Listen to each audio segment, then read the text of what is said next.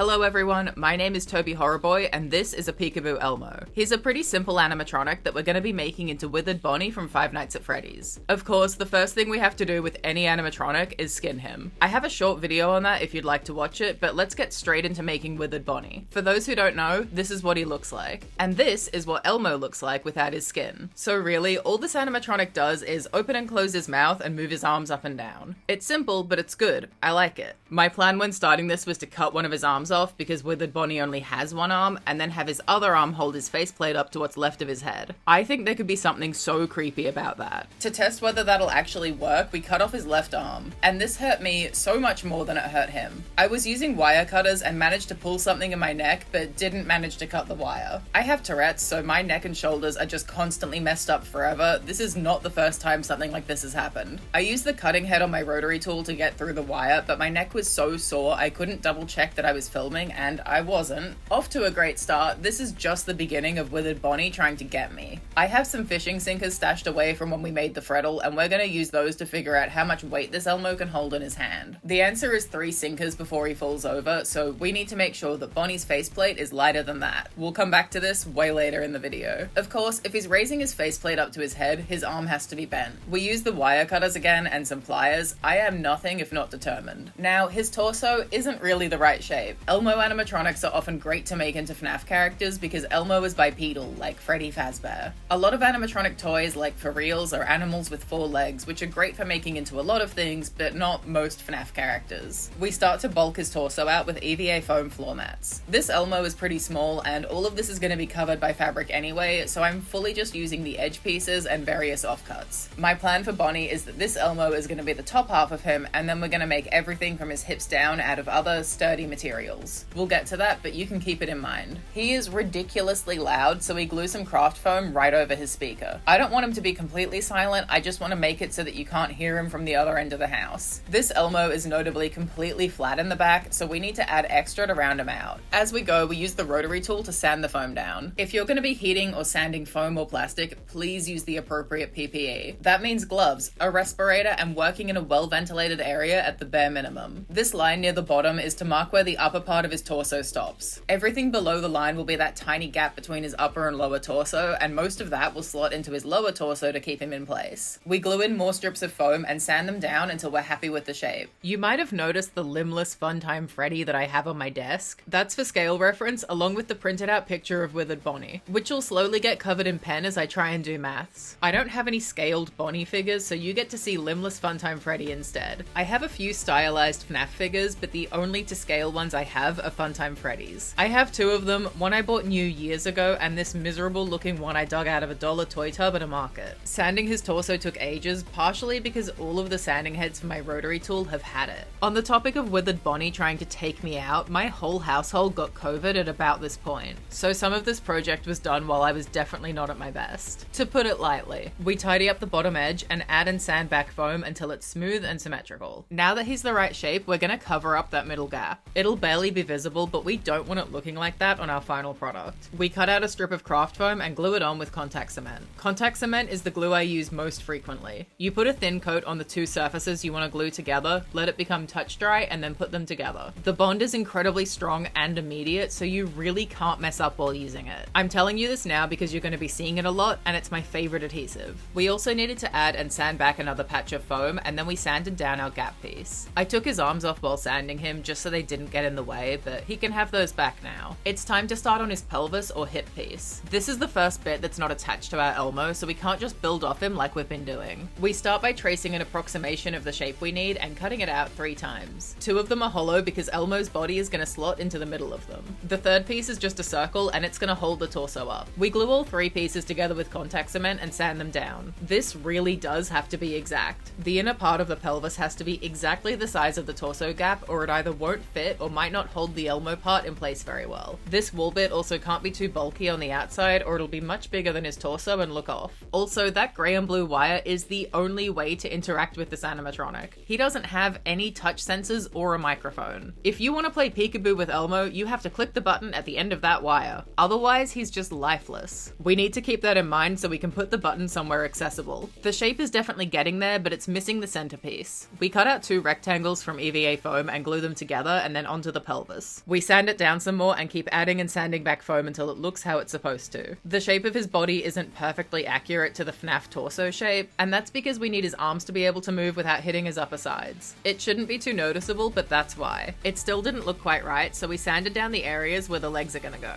And that's to be vaguely reminiscent of a ball joint socket. You know when a figurine is jointed and the thighs have that socket they sit in? And the area around that socket is curved to allow for more movement? That's the shape we're going for here. You'd be able to see that better if my Funtime Freddy figure had legs, but he's still helpful. With that done, we can start on his leg placement and then the legs themselves. We'll be using PVC pipe with two 45-degree elbow joining pieces for the knees. We figure out the rough placement and make an indent with the pipe. Then we cut through the foam until the pipe can comfortably fit through. I want the legs to be slightly staggered so he's not just T-posing at us. So we cut the tops of the thigh pieces to be angled. My mum actually got me all of the PVC pieces for the legs. I still had COVID at this point, so she did a Bunnings trip for me and then contactlessly dropped them off at my front door. Shout out to my mum, what a champion. Of course, the whole time I was stuck in bed while so incredibly sick, I could only think about how much I wanted to work on Bonnie. Now, one of the knee pieces is perfect, but I don't want them to be identical. So we heat form the second knee with the heat gun. Basically, we're heating it up so we can bend it into a different shape. It became maybe too malleable, so I put it on a bit of pipe to hold its shape and straightened it out slightly. I don't have great footage of that because I was trying not to burn my hands. I need those. Once we've got our thighs cut out, we can cut out our calves. And we sand down each piece so that the glue and paint will stick to them better. And also to get rid of the barcodes and branding, not on my FNAF animatronic. It was a bit finicky to figure out the leg placement, but once we have it, we can glue the leg pieces together. We're gonna make the suit parts of his legs with EVA foam. We're treating the PVC pipe as the endoskeleton or the core of the animatronic, and then this is gonna be the outer sections. I did some maths to figure out how tall the thigh and calf pieces would have to be. Each calf is 8 pieces of foam and the thighs are 7 pieces. So we cut out a total of 30 foam donuts. They looked and felt like some kind of horrendous foam cereal, with the contact cement as the milk because now we glue them all together. We sand down the interior as we go so we know that they'll fit onto the pipe. This is awful, but I often use these bone scissors to cut through foam that I know is just gonna get sanded off anyway, just to speed up the process and take some of the pressure off my rotary tool. We want each piece to taper on the top and bottom. Those are some very unwithered FNAF legs. Good, but not what we're after. To mess them up, we're gonna use a hot knife. We burn away parts of the legs, roughly texturing them as we go. I really love the texture of the burnt foam, it's so crispy. I tried to largely match the detailing on the render as well as adding some weathering to the back where we can't see. I believe this is a fan render, but I cannot for the life of me find a source for it. If anyone knows who made this, please let me know so I can credit them for their fantastic work. With the pieces complete, we can glue them to the core. We trace where the pieces are gonna sit so we can avoid getting glue in the holes and glue them on. Now that we've got his legs together, let's make his paws. Withered Bonnie has one fabric paw and one paw that's just his endoskeleton. We'll start with his fabric paw. We pattern it and cut out 2 pieces from EVA foam. Then we glue them together with contact cement and sand them down with the rotary tool. Getting the shape is a little bit tricky because we need to sand some definition into the gaps between his toes. It's going to be covered in fleece, which is relatively thick, so it needs to be visible through that. I also wanted to add a visible metal section at the top. We cut this from our nice high density EVA foam and sand it until it sits flush with the leg. The last thing we do for now is cut a circle out of the foot for the leg to sit in. We'll come back to this, but for now we need to make his endo paw. And this had so many tiny pieces. We pattern it and cut everything out. It has to be 3 pieces of foam tall to match his other one, so each section gets cut out 3 times. We glue the 3 tiers together and sand them down with the rotary tool, making sure to bevel the edges. You can tell that this bit was getting to me because I forwent the gloves. Don't do that, but the pieces were just so tiny. We cut out some craft foam for extra detailing and glue them on. Yeah, I'm a nail tech now. We start assembling the paw by gluing the middle toe on first to give us a better idea of the placement. I regret to inform you all that he's flipping us off with his toe. Then we glue on the other 2 toes. Once it's dry, we heat seal both paws and legs with the heat gun. To get them ready for painting, we do 4 or 5 coats of watered down Mod Podge. That takes a bit because it has to dry completely between coats. While that's drying, let's jump over to his arm. I put all that effort into cutting and bending the metal arm and ended up in so much pain as a result. Well, now I'm feeling emotional pain too, because that original piece is too hard to work with, so we're gonna replace it with some aluminium wire. We shape the end into a loop and screw it onto his body. This wire is much more flexible and easier to work with. To reinforce it, we wrap it around itself. Doing a quick test run, he can still happily lift the weight pack we made at the start. Jumping back to his endo foot quickly, I needed to buy 2 nuts to glue on for detailing. And I found some at a market. But they sell them by the kilo, and that's so many, and I just needed 2. So I lined up behind some people with these heavy boxes full of bits of hardware. I had a selection of gold and silver coins ready, truly not sure how much these were worth. And the stall holder just looked at me,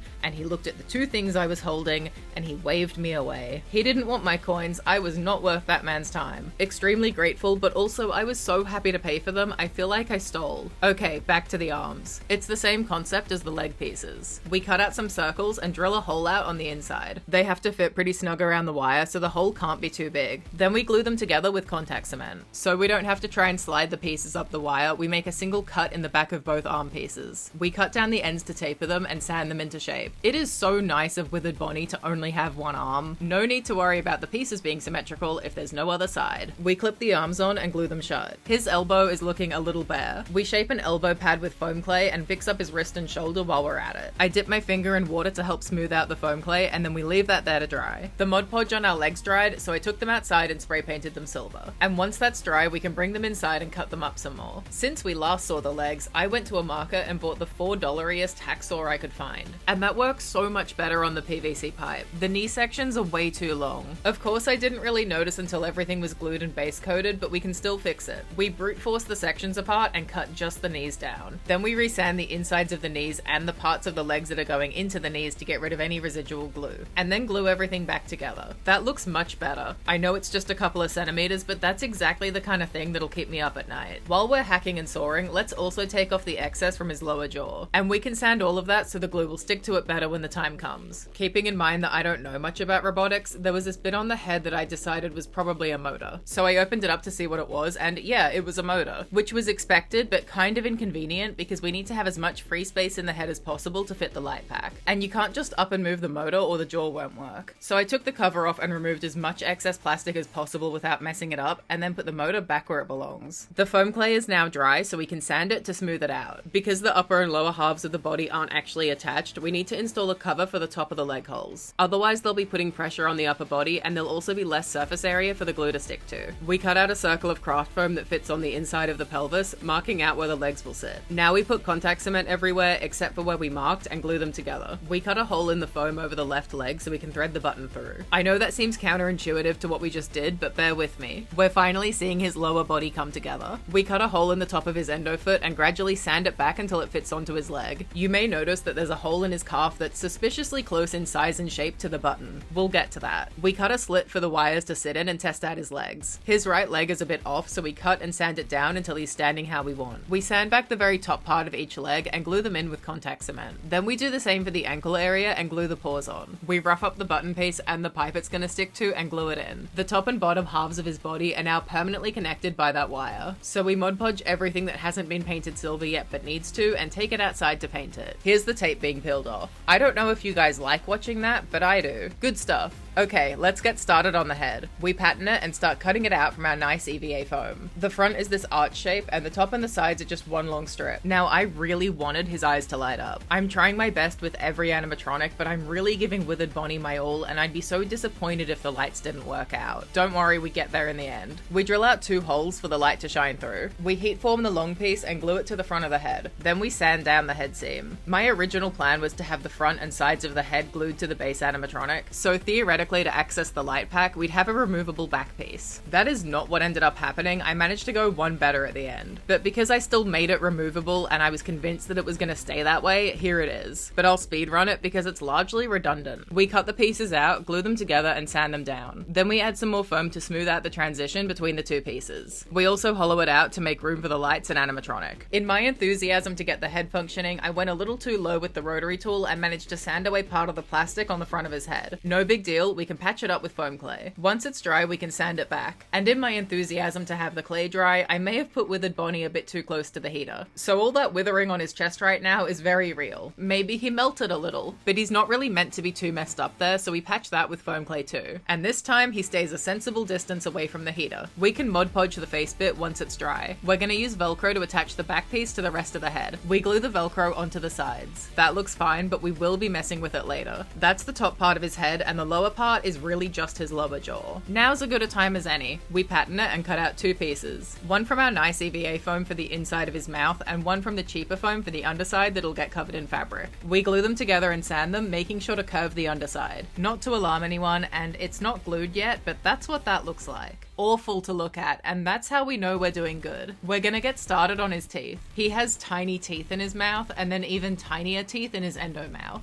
We cut out the tiniest teeth from 1mm craft foam and the tiny teeth from the nice EVA foam. In the most recent shot of my rotary tool in the contact cement, you can see that it's not horrible and gloopy, and that the rotary tool looks remarkably clean. That's because they're both new. My contact cement went bad, and that night I went to plug my rotary tool in and the whole charging port had shifted inside the casing. That needed to be replaced urgently because I genuinely can't do any of this stuff without it. I put up a miserable Ko-fi goal and somehow it got completely funded very quickly. Actually, we got double the donations. And that was a few weeks ago and I'm still completely shocked. I want to do a massive thank you to everyone who donated. Their names are on screen right now, so thank you to Sammy A, Soraya, Drizzlequit, Mysterious Kind Anon, Aureus, Opera Ghost, Safari EJ, Alpha Chimera, Mysterious Kind Anon II, Nikki, Chandra, Zano, and Short Mancom. I am unbelievably lucky and I cannot express that enough. Thank you so much. I hope that you enjoy my videos, knowing that they would have gone on a bit of a hiatus without you. And if you donated after I took down the goal, don't worry, you're being credited for the next big project. We got enough money to buy fabric for My Little Amnesia Fluttershy. Beyond excited for that, we are so back. Okay, we're gonna get back to those teeth, but thank you all again. We Mod Podge them and paint them white. We also paint the top of the mouth black. The endo mouthpiece gets spray painted silver. And we are firmly in painting territory now, so buckle up. We're gonna start by doing a black acrylic wash on everything. That's the endomouth, the teeth, and the body. I like to let the wash sit for a minute so the color comes out more intense. Then we wipe it off. That darkens the paint up and makes it look older and more realistic. We dry brush silver onto the white teeth to give them a slight metallic look. His teeth might be white, but they're still metal, and this will help it look like the paint's chipped away a bit. I have 2 rust colors that I always use, and we dry brush those onto everything. Dry brushing is basically where you take a very small amount of paint onto your brush, wipe most of it off, and then brush the rest onto your project. We go a little bit heavier where rust might form, so particularly around any joints or crevices. We don't want to add too much rust to the teeth because we want them to still read as white from a distance. When everything's dry, we can glue our endo teeth to our endo mouth. I should really get some model making tweezers for when I'm working on such a small scale. Now we can glue his endo mouth to his outer mouth.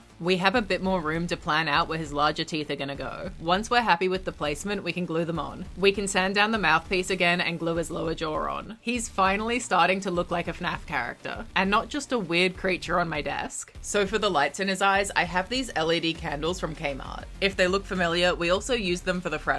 The goal here is to make this piece as small as possible so it can fit in the head. Please don't open one of these, they use button cell batteries and they're very dangerous. But I opened it safely. And we cut the excess plastic down. That fits. They're very distinctly yellow and Withered Bonnie has red eyes. So we rough up the bulbs with sandpaper and paint them red. And while you're not doing things, also don't paint light bulbs. These ones are okay because they don't really generate heat and I'm not leaving them unattended while they're on. But a regular light bulb can shatter or explode because the paint insulates the heat. Really a do as I say, not as I do part of the video. We carve out a notch in the inner lower part of the head. Then we glue in a piece of Velcro and the other piece gets glued to the animatronic. This is what we've got so far. I didn't love how the eyes looked, but I was almost okay with them. Almost. We'll come back to those. Building up the base shape always takes the majority of the time. Adding his skin later is gonna fly by in comparison. But let's look at these tasty wires. In the same way that I have quite the selection of Elmos, I also have a fun assortment of wires. And you might be thinking, tobyhorrorboy, what does one man need all those busted cables for? The answer is this: I keep making FNAF animatronics and so many of them have visible wires. These wires are mostly broken in some way. I'm not cutting up old Nintendo cables or anything, don't worry about that. These wires in particular are for Bonnie's face. He also has a lot of wires sticking out of his shoulder and a few scattered around his body, but we're starting with the face wires. I've picked a fun little selection of them so we've got some variety, and we strip them by cutting open the casing. You can buy wire strippers, but they're like $20 and I've got nothing if not so many knives. Look at all of those fun colors. The Ethernet cable innards look like licorice. nourish. Do not eat wires, but I did get kinda snacky looking at them. We're gonna set those aside for a bit, because we need to seal the paint we did earlier with Mod Podge. We use matte Mod Podge on everything we've painted so far, except for the teeth. And we can glue together the shoulder foam I tore earlier. I wanted the teeth to look slightly different from the rest of him, so we use a gloss Mod Podge to seal those. Teeth are supposed to be shiny. What would his dentist say? I'm jumping around a lot because I was trying to get this animatronic done as quickly as possible, which definitely sped things up, but does make this video a bit jumbled. I'll try to find some kind of middle ground between those for the next video, sorry about that. While the Mod Podge is drying, we're gonna make his shoulder and knee pads. His knee pads are a single piece each, but his shoulder pads are made up of 2 pieces. They're a very particular shape, and we have to get it just right so they sit on his shoulders properly. We glue those together with contact cement. Now we heat form his shoulder and knee pads. And this is the first appearance of our fabric. There's some contention about exactly what color Bonnie is supposed to be. I've always read him as being purple, and I had this purple fabric in my stash. We need to weather him at the end, so he won't be exactly this color, but this is what we're starting with. My apologies to the blue Bonnie truthers. I'm not going out and buying more fabric that'll just look off to me. Let's cover those knee pads. We cut out the rough shape, but a fair bit bigger from our fleece. We glue down the starting point and slowly work our way along, gluing the edges down. To stop any weird wrinkles, we cut slits into the fabric and glue them down with some overlap. It doesn't matter what the backs of these pieces look like, you're not going to be able to see them. But the fronts have to look good or I'll cry. We cut a piece out to glue over the backs, partially to help hide it and partially to smooth out that surface. Then we do the same with the shoulder pads. They're more 3-dimensional than the knees, so they're a little bit harder to work with.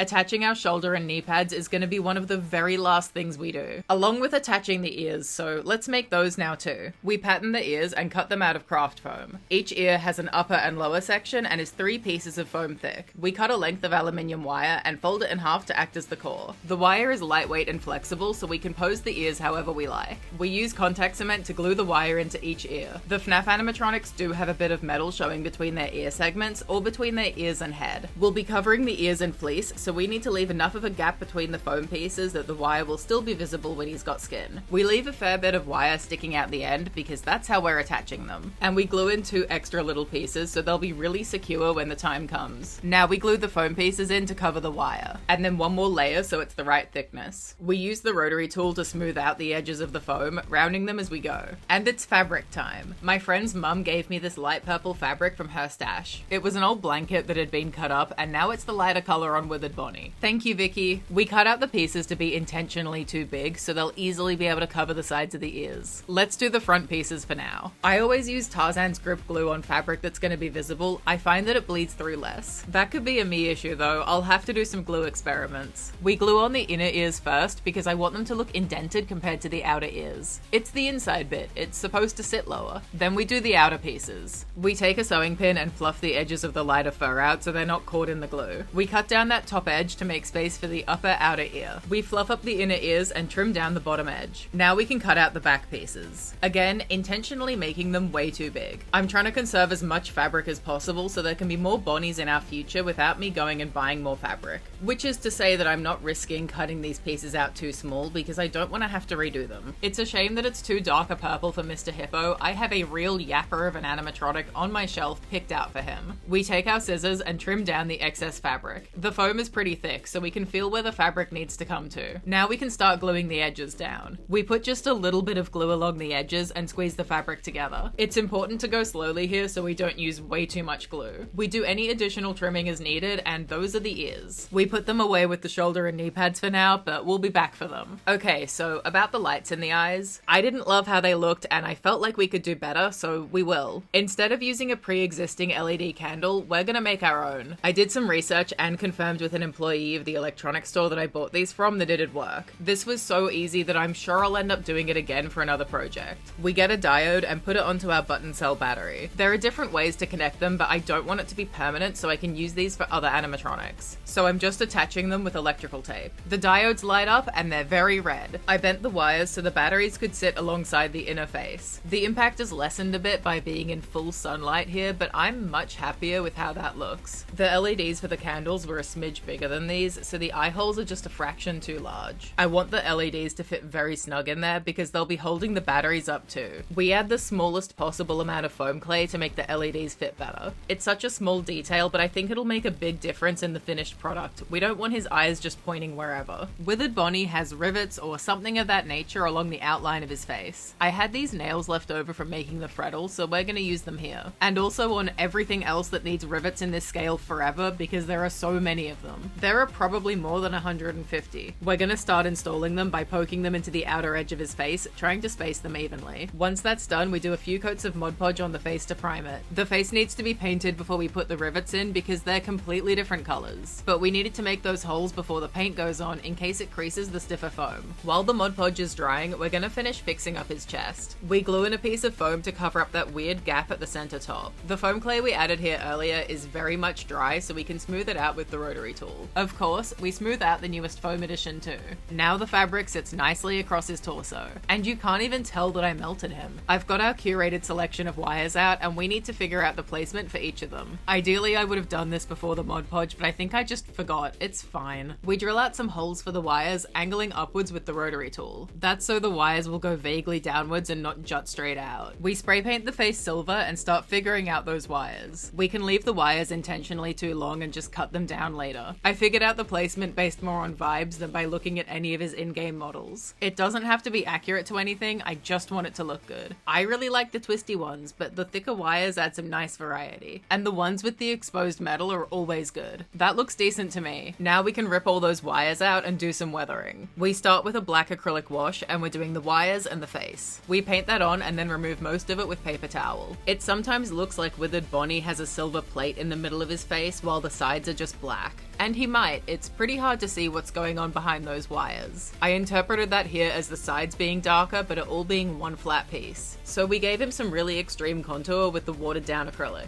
mostly on the sides of his face, but also darkening the edges. Once that's completely dry, we can dry brush our darker rust color onto his face, and then follow it up with the lighter rust color. The rust can go anywhere on his face, but I'm focusing it around the wire and rivet holes in particular. We're highlighting his best features, all of his tiny face holes. And to fill those many voids, we need to grab those nails again. They're too long, so we cut them down with wire cutters. This is maybe the most difficult part of this whole project because I have very weak little arms. My Tourette's has messed up my arm and shoulder muscles, but I can cut the nails. Then we glue them in one by one. See how neat they look with the rust surrounding them? Excellent, love it. I place the wires in their respective holes before taking one at a time out to glue it in. That's that wires hole. It was made for it. Now that the wires are in, we can squiggle them up. That looks so much better. It looked so strange when all the wires were dead straight. Of course, there was just enough glue seepage to remove some of the paint. To cover the silver patches, we brush on some black paint. We can use a damp Q-tip to remove any paint from the nail heads. Then we go in with the lighter rust paint and use the Q-tips again. Onto his hand. I've never been so thankful that a character only has one arm. Interesting that we're making Withered Bonnie and not Nightmare Bonnie. Just look at all of those tiny pieces, a nightmare in themselves. We're gonna cut the finger pieces out from a thin high-density foam. I'd patterned his entire hand while on a voice chat with my friends like 2 weeks prior to cutting this out. I didn't remember if it'd be even vaguely proportionate. Is that how long his fingers are? No idea. Ask 1am Toby from 2 weeks ago. His fingertips get cut out of a thicker high-density foam. Each finger segment and fingertip is a single piece of foam. And then we cut out his palm from an even thicker high-density foam, which is still not a thick foam, we're just on a tiny scale here. And the palm is 2 pieces, so we can sandwich them around his wrist wire. Then we sand the palm and fingertip pieces down. Not the fingers though, that is a rectangle. I really should have been wearing gloves for this, but I could feel in my bones that if I put gloves on, I wouldn't be able to hold the piece as precisely as I needed. And I'd either just sand my glove or the piece would go flying, never to be seen again. He has this raised detailing at the halfway mark on each finger segment, and we're gonna add that now. The raised bit is 1mm craft foam cut into strips, and we glue them on. The thicker segments are the bottom of his fingers and the thinner segments are the tops. If you looked at that and thought, man, it would be really difficult to get the ends of the craft foam to line up nicely, you would be absolutely correct. Once it's totally dry, we're breaking out the foam clay again. Most of the segments had a small gap there, and we're gonna patch it. The sides of the craft foam are all straight lines, so I used a bit of paper to help square out the clay. Before we can assemble his fingers, we need to make the joining pieces. That's 1 knuckle per finger. They're kind of a wedge shape, and we cut that out of our high density foam. He's gonna be holding his own face, so the fingers need to be slightly slightly curved, which is determined mostly by the angle of the knuckles. We glue the knuckles to the bottom finger segments using the Tarzan's grip glue. Contact cement is always going to be my favorite adhesive, but on such a small scale, I'm able to be a little more precise with this. Then we can glue the top finger segments on. And finally, his fingertips. We can clean up any glue seepage with a Q-tip. We glue the palms together, making sure that we leave unglued space for the wire. Now that the palm is a single piece, we can touch up the edges with our rotary tool and heat seal everything with the heat gun. And we can start gluing the fingers on. Normally I'd secure his fingers with more than just glue, maybe by putting a nail through them and into the palm, but because they'll be glued onto the face, I didn't have to worry about that here. Each finger and the palm being attached to the faceplate means it'll be very secure. Withered Bonnie only has 4 fingers, including his thumb. So for placement purposes, I started with the middle finger, and then glued down the fingers on either side. I actually trimmed down the bottom piece of his thumb very slightly to help with the proportions. It was just looking a little bit too long. Then we glue his thumb on as well. At the start of this project, I thought to myself that he'd be a fair bit faster and easier to make than most of my other animatronics. Because Withered Bonnie doesn't have a face, it's gone. And making the face usually takes a while because you have to get it just right. But that's ridiculous because as soon as I saw this animatronic, I knew exactly what I was gonna do with it. The plan was always to have him bring his faceplate up to his head. That's why I picked this animatronic and not any other Elmo.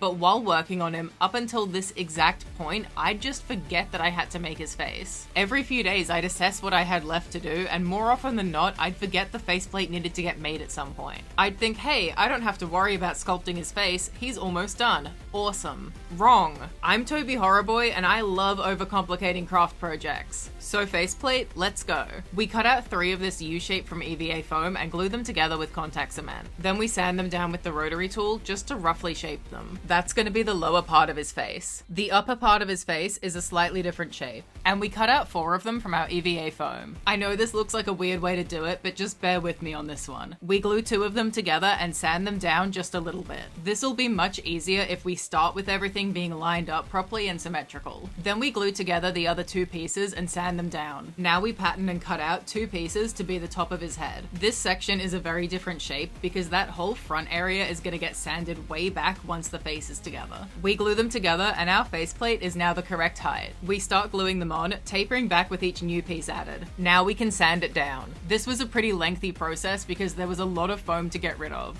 We round out the top and sides of the head and I reached for the scissors a few times here. That doesn't look like much yet, but we're gonna add his muzzle. We pattern it and cut it out of 3 pieces of EVA foam. Those pieces get glued together and then straight onto his face. And we start sanding it down and rounding out those hard edges. As you can see, I really like marking out the shapes with Sharpie. I then swapped to the smaller sanding head so I had a bit more control. I'm watching this footage back and thinking about how fun it'd be to make a fursuit. The day I go out and buy enough foam to make a Robbie the Rabbit cosplay from Silent Hill is the day I win. He's more of a mascot suit, but I'd still get to carve up a lot of foam and then cover it in fabric. His muzzle wasn't looking quite rabbity enough, so we cut out another piece and glue it on. We sand it until it fits with the rest of it. But now it's looking too Rayman-ish, like it's sitting too far up from the area near his eyes. So we glue in a small rectangle of foam to raise it. If you remember the weight test we did right at the beginning of the video, this is where it's finally relevant. EVA foam is very lightweight, but we still want this piece to be as light as we can reasonably make it so that poor Bonnie doesn't struggle to lift it. So we are absolutely carving out the inside of his faceplate. It doesn't need to be completely hollow or anything, but some of that bulk has to go.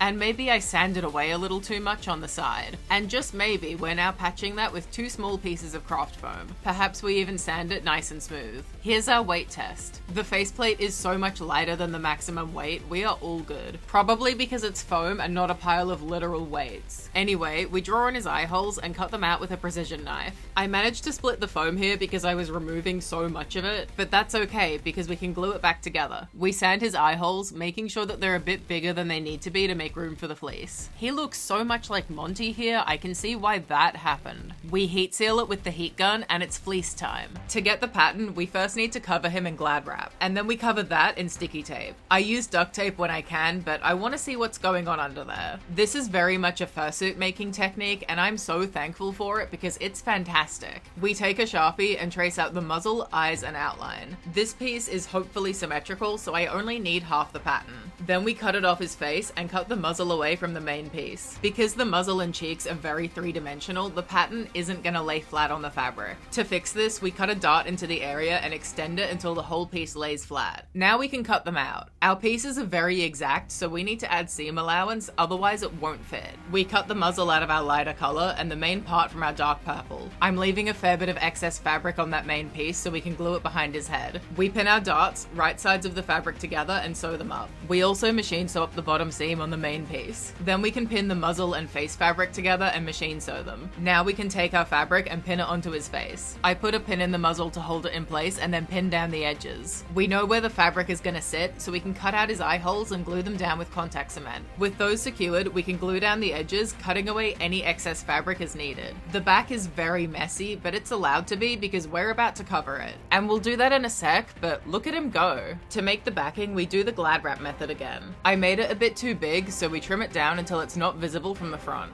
We trace out the eye hole placement and cut them out. Again, making them larger than the guide so you can't see them through the eye holes. We Mod Podge it to get it ready for painting, and we're gonna do his endoskeleton hand at the same time. These are the last pieces that need to get spray painted, so they're getting done together. The hand in particular is quite delicate. The trick with Mod Podge is to do several coats with it watered down rather than thicker layers, or it can go kind of streaky and weird. While that's drying, we're gonna quickly make his nose. We pattern it and cut it out of black fleece. Then we can pin it straight on, folding the edges under. We hand sew it on most of the way. When there's a small gap left, we stuff it with polyfill to give it some shape. Then we sew up the rest. He looks so cute with his tiny bunny nose, I love him. Back to the back of his head, we need to make rivet holes. It makes sense to me that if there are rivets on the head part, that there'd also be rivets on the face part. We mark out where the holes will be with a nail and drive it through each one. We spray paint our hand and face backing silver outside. Then we can bring them in and start the fun painting. You know the process. We start with a black wash. Then we do the darker and lighter rust and seal everything with Mod Podge. Then we attach the face backing.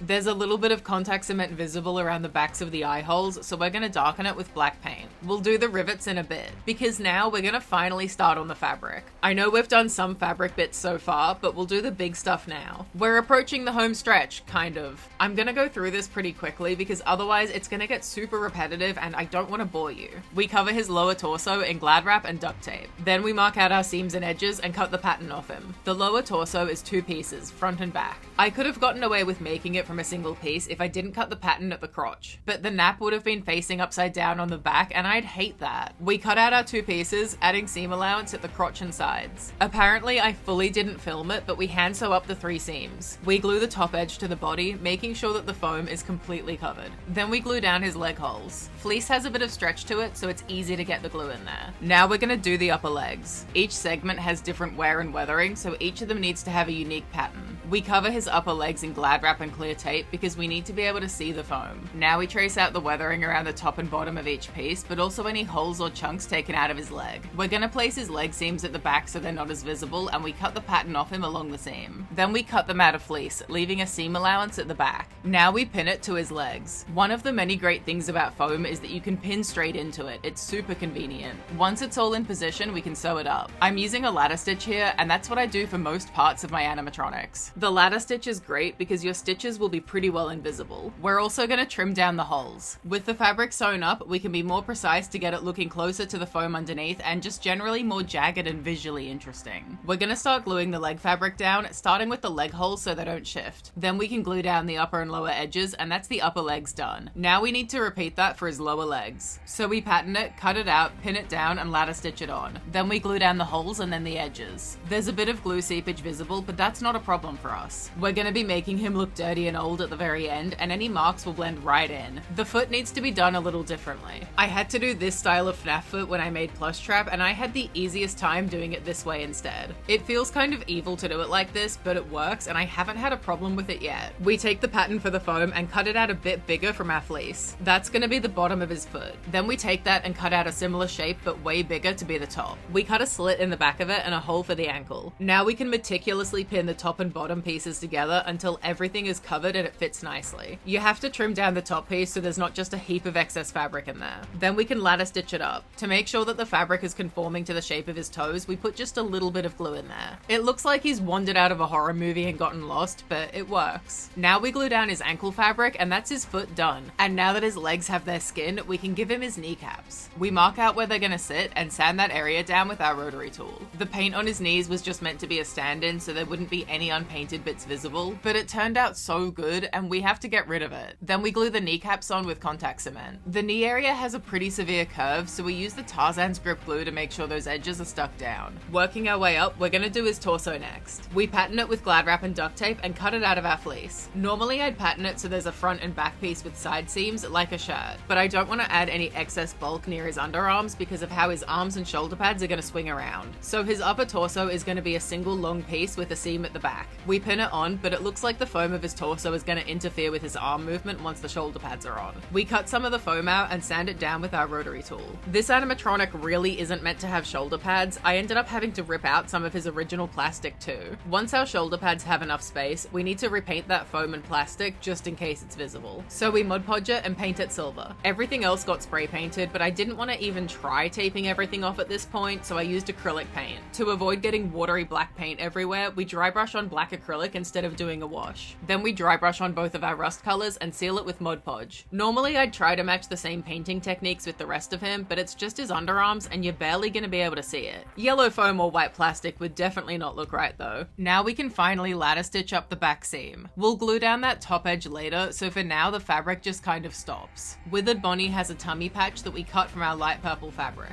The pile on this is long enough that you almost have to treat it like fur while cutting it. We pin it into place and go on a button hunt. We're looking for 2 identical shank buttons to go on his chest. His buttons don't have visible holes. This is my grandmother's button jar and we always have to check it before going and buying more buttons. We found 2 matching light purple buttons in the right size. They're not staying purple, but we'll put them aside for now. And we can sew on his tummy fabric with a running stitch. We made his arm really early in the video and for whatever reason I completely forgot to texture it, which is gonna look very strange with the rest of him so banged up and all that weathering on his leg foam. Even though it's already been painted, we're gonna go back in with the hot knife and mess up the foam. I was trying to get this animatronic done pretty quickly and I made some weird mistakes because of it, so I'm not doing that again. Still, if we didn't fix this now, it'd haunt me forever. Once we're done with the hot knife, we can Mod Podge it again and paint it silver. Then we dry brush on our black and both rust colors. Now we seal it with Mod Podge and that's the way it should have always been. Let's get back to the faceplate and head. It's time to cut down so many nails to make our rivets. My arms are still weak and I'm still trying to stop nail fragments from flying across the room. Once they're all cut down, we can glue them into the faceplate. This does remove some of the paint, so we touch that up the same as we did for the main face part. We also paint some black around the edges and blend it out for added depth. So, about that removable head backing, the reason I wanted it to be removable is that I was initially planning for there to be a much larger battery pack for the eye lights in there. And I'd planned to have just the back of the head come off so I could mess with the lights. But that wasn't necessary as soon as we used just the diode and the button cell battery. So to avoid having a seam at the back of his head, I decided to have the head be one solid piece and to have the whole head be removable from the body. Having a seam there would be fine, and I'm sure that there are other projects in my future where that's going to be the best way to do it, but our Withered Bonnie animatronic isn't one of those. I messed around with shaping the head cap and the Velcro placement for nothing, but it's fine. We start fixing this by tearing the Velcro off and gluing the head pieces together. I wasn't totally happy with the shape of it, so we glue in pieces of craft foam and sand them down until it looks right. It already looks so much better and half of it's pink, and we can finally cut down the sides of his head. Before we cover his head in fabric, we need to make some ear holes. We mark out where we want them to go and drill out a rectangle with the rotary tool. It just needs to fit the 4 pieces of wire at the base of the ear. Those look good to me. We cut off some of the excess wire and put his ears to the side. Now we pattern his head with glad wrap and duct tape. There's gonna be a center back seam and a dart on each side. We cut it out of fleece and machine sew up our darts and then sew both pieces together. Now we cut some small notches around the curve so it'll sit nicely on his head. Then we pin it on and trim the edges to be a bit more jagged and distressed. Starting at the center front of the head and working our way around, we glue down the edges of the fabric. Any excess gets tucked inside the head so you can't see the raw edges. Withered Bonnie is old, not poorly made to begin with. We carefully cut the fleece over the ear holes and thread his ears through. Now we split the wire taut in 4 directions on each ear to hold them in place. To make things really secure, we pour some glue around the base of the wires. Going back to the buttons for a minute, we're not too far off attaching them. But first, we have to cut the backs off. The shank is too big for the scale we're working on, and I don't want the buttons sticking off his chest. We sand them down and Mod Podge them. There's nothing to hold on to while they're being painted, so I just stuck them on some duct tape to stop them from sliding around around my desk. Now we paint them black and seal them with Mod Podge. To go with his buttons, we're now gonna make him a dapper little bow tie. I have this gorgeous buttery red fabric that we can use, but it's quite soft. To stiffen it, we iron on some medium weight interfacing. Then we pattern it and cut it out. We fold it in half right sides together and sew down the long side. Now we can turn it right side out and iron it, tucking the ends in. We want the bow to be quite crisp, so it's important to press it pretty much every step of the way. We cut a long thin strip to be the centerpiece and pin it in half. Then we can sew it, turn it the right way out, and press it. We start sewing it together by sewing up one edge of the main part of the bow. Then we take the same thread and sew up the other edge before sewing both sides together. That seam is going at the back of our bow. And we can take the same thread and sew the folds into place down the center. We tie the thread off so it doesn't move and tuck the edges of the centerpiece into the tube. Now we sew the centerpiece on, making sure to sew it to the bow and not just on top of it. I've sewn a lot of bows in my time, so making them is something that just happens to me and not something that I use any part of my brain for. So if that made no sense, it's because you just do it and you sew it and iron it and flip it right side out and then you've got a bow. Anyway, we can sew that straight to his chest. The fabric was definitely a bit thicker than it should have been for such a tiny bow, but it's a lovely fabric, so I'm okay with it. With his bow secured, we can finally glue down his torso fabric. We start with the upper chest, directly below his jaw. He has this very long and skinny neck, so we cut down the upper back fabric so it doesn't stick out past the base animatronic. We glue the edge of the fabric under basically to hem it, and then glue the top and one side to his neck. I wasn't 100% sure how this area would be shaped, so I didn't put any foam here previously. Instead, to avoid any loose fabric, we're going to use polyfill to shape it. Then we can glue down that edge and his underarms to seal the stuffing in. You won't be able to tell that his upper back is a different material under the fabric unless you start poking it. Now we glue down the bottom edge. As a finishing touch, we glue down his two buttons. Let's knock those last few unfabricked bits out, starting with his arm. We cover it in glad wrap and clear tape, trace out the edges and cut it off him. Then we cut our pattern out of fabric and pin it into place. Now we can ladder stitch both pieces on before gluing down the edges. This looks like it's going to be my longest video so far, so you know, gotta go fast. Now we're gonna do his lower jaw. We did the rest of his head earlier and just left his jaw uncovered. Whoops. We pattern it with glad wrap and duct tape. With so little work left to do on him, I was absolutely distressed because I thought I'd managed to lose one of his little teeth during a movement test. I didn't have any extras, so that'd be recutting, priming, painting, detailing, and sealing it all again, all while he was so close to done. Yeah, it had gotten caught right near his jaw mechanism. It was fine, and all I needed to do was glue it back on. I've never been so happy to find a lost tooth. We cut out the fabric a bit too big, particularly towards the back, and start gluing it on. As we glue it, we can trim it down to fit the shape of the mouth. With that done, let's jump to his arm wires. So these wires are going to be for his arm and just anywhere else that wires could be. We grab an assortment of cables and strip them with a knife. We even pulled the ultra rare metallic wire. I hadn't really looked at his original arm before cutting it, so I had vague plans to glue the wires around the outside of the plastic, but upon closer inspection, we can fully remove the screw holding his original arm in place and shove the wires in there. We put some in to see how many we can fit and then cut them approximately to length with a few extras to go on the rest of him. Then we can start weathering them. We do a black acrylic wash to darken them. Now we brush on some of our darker rust color using just a little bit of paint and making sure it doesn't cover too much of each wire. Once they're all dry, we can start gluing them in. I'm not following any real design here, just whatever I think looks good without putting too many similar ones together. We're also going to glue in a few stray wires around his body. A few poking out near his other shoulder, some at his lower torso, and a couple around his legs to balance it out. Ever since I made Fetch, my favorite thing to do with the wires has been to have a single wire connected to 2 points of the body with both ends hidden. I just think it looks cool. And because his arm wires are done, we can finally glue on those shoulder pads. Because of how his arms rotate, they're gonna fully flip upside down when he raises his arms. And that's just how it is sometimes, so that's fine. Our Withered Bonnie is almost finished. We can reposition his arms so that the faceplate will be in front of his face and not like behind his head and off to the left. Then we cut the excess wrist wire off and make sure that everything fits correctly. We also trim down a few of his face wires, some of them are just a bit much. We reposition his wrist wires to be at a better angle and glue his hand on. His arm wires are ridiculously long, so we trim those to varying lengths and squiggle them up. Taking a break from that, when my rotary tool broke and my contact cement went bad, I said that if anyone wanted to donate at all, that I'd write their name on the animatronic.